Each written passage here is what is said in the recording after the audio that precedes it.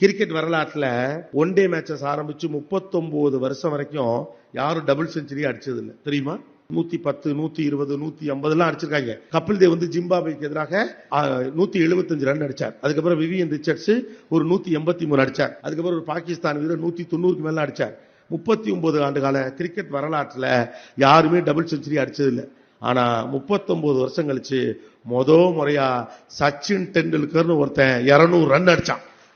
அந்த cricket match நல்லா ஞாபகம் இருக்கு. will the magic happen அப்படின்னு கமெண்டேட்டர் சொல்லுவார்.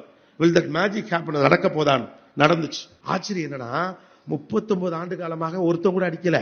39 வருஷம் கழிச்சு ஒருத்தன் அடிச்சான்ல, அடுத்த வருஷமே சேவாக் அடிச்சான், அடுத்த வருஷமே ரோஹித் சர்மா அடிச்சான், அடுத்தடுத்து ரோஹித் சர்மா 2-3 அடிச்சு விட்டான். இப்ப உலகத்துல டபுள் செஞ்சுரி அடிச்சவன் வருஷத்துக்கு 2 பேர் அடிக்கிறான். ஏன் டபுள் செஞ்சுரி ஒன்னு அடிக்க முடியும்னு எவனு நம்பல. ஒருத்தன் அடிச்ச உன்னையும் நம்பிக்கை வந்தவனையும் பூரா பேர் அடிச்சு விட்டான். அவ்வளவுதான். நம்பிக்கை தான் ஜெயிக்க வைக்கும், பலம் ஜெயிக்க வைக்காது.